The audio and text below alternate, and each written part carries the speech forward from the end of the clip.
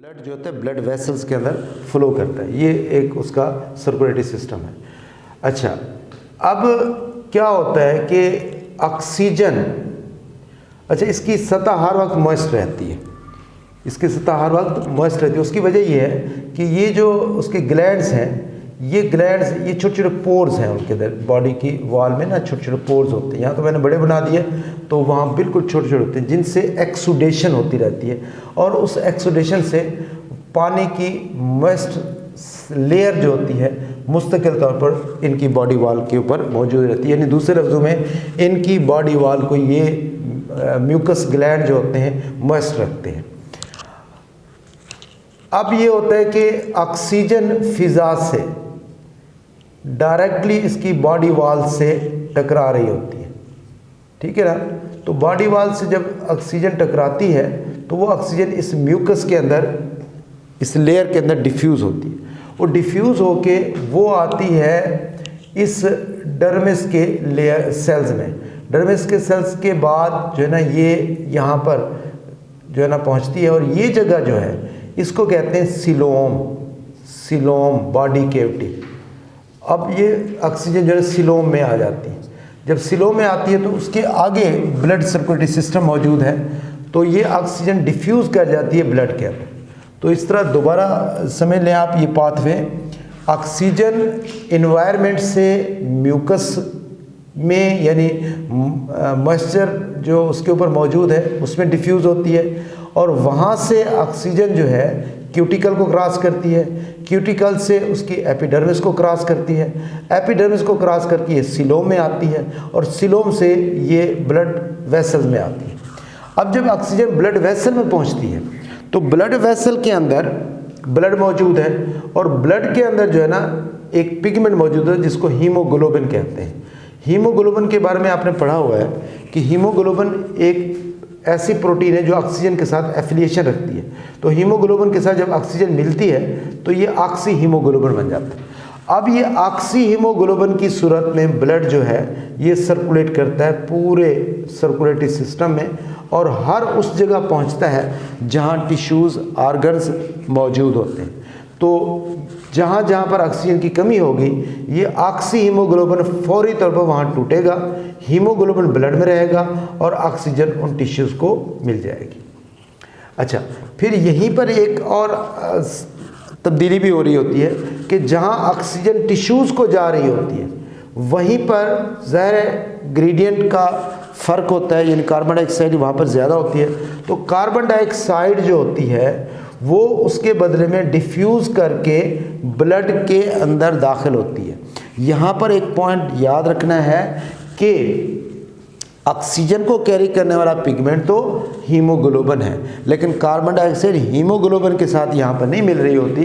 Carbon dioxide इसके blood के plasma में डिफ्यूज़ हो जाती है, ब्लड के प्लाज्मा के अंदर कार्बन डाइऑक्साइड डिफ्यूज़ हो जाती है, और ये ब्लड फिर उस कार्बन डाइऑक्साइड को प्लाज्मा लेके जब सर्कुलेट करता है तो इसकी जो कि सर्कुलेटरी सिस्टम पूरे बॉडी में फैला होता है, तो ये जब स्किन की सरफेस के साथ कैपिलरीज के थ्रू पहुंचता है तो वहाँ पर कार्बन डाइऑक्साइड उसी अंदाज से डिफ्यूज़ करती है फ्रॉम हायर टू लोअर, यानी आउटर इन्वायरमेंट में कार्बन डाइऑक्साइड पहले जाएगी इस डर्मिस में, डर्मिस से क्यूटिकल, और क्यूटिकल से कार्बन डाइऑक्साइड बाहर खारिज हो जाएगी। तो इस तरह इनमें एक्सचेंज ऑफ गैसेस होता है। तो इस वजह से हम कहेंगे कि अर्थवर्म के अंदर जो स्किन है रिच सप्लाइड विद कैपिलरीज, इनकी स्किन में बॉडी वॉल में कैपिलरीज का एक पूरा नेटवर्क मौजूद होता है। इसके अलावा म्यूकस ग्लैंड की वजह से ये हर वक्त मॉइस्ट रहती है, विच केप्ट दी मॉइस्ट। इसी तरह secretion of epidermal mucus glands, जिसको एक्सुडेशन भी कहते हैं, तो उनकी सिक्रीशन की वजह से ये हर वक्त मॉइस्ट रहती है। Coelomic fluid exuding through the dorsal pores, तो इसके बॉडी वॉल के अंदर जो छोटे छोटे सुराख हैं वहाँ से सिलोम यानी बॉडी कैविटी से थोड़ा थोड़ा ड्रॉप की सूरत में जो ना फ्लूइड निकलता रहता है जो इसकी बॉडी की सतह पर को मॉइस्ट करता है। अब प्रोसेस को डिस्कस कर लें तो प्रोसेस इस तरह होता है कि oxygen dissolve in moist surface, फिज़ा से ऑक्सीजन इसकी बॉडी की सरफेस में डिज़ॉल्व होती है, passes through the cuticle, cuticle में जाती है, क्यूटिकल से एपिडर्मल सेल्स में जाती है, एपिडर्मल सेल से ये ब्लड में जाती है।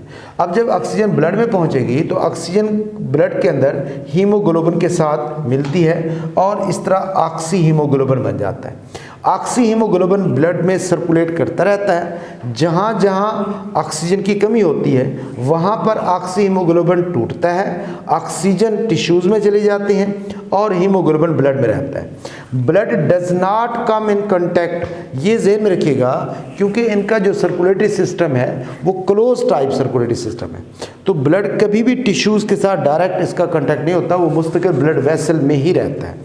ताहम कार्बन डाइऑक्साइड की अगर हम बात करें तो carbon dioxide transferred by plasma, तो कार्बन डाइऑक्साइड टिश्यूज से प्लाज्मा में डिफ्यूज़ होके दोबारा स्किन तक पहुंचेगी और वहां से इसको बाहर खारिज कर दिया जाएगा। तो इस तरह स्टूडेंट्स इन सारे क्वेश्चन में जो है ना सबसे अहम शॉर्ट क्वेश्चन जो है वो जो है ना रेस्पिरेटरी सरफेयर के कैरेक्टर्स हैं। इसके अलावा ये शॉर्ट क्वेश्चन में आ सकता है कि कैसे रेस्पिरेशन होती है, और ये लॉन्ग क्वेश्चन भी हो सकता है, ठीक है ना।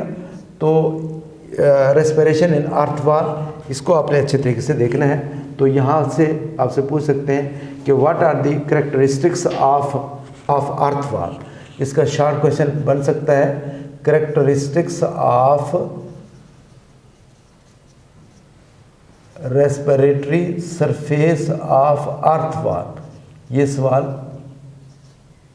पूछ सकते हैं आपसे। तो स्ट्रक्चर ऑफ अर्थवाल भी पूछ सकते हैं, तो इसको आप अच्छे तरीके से देखेंगे। तो इस तरह ये हमारा आर्टिकल कंप्लीट हुआ, हम आगे चलेंगे।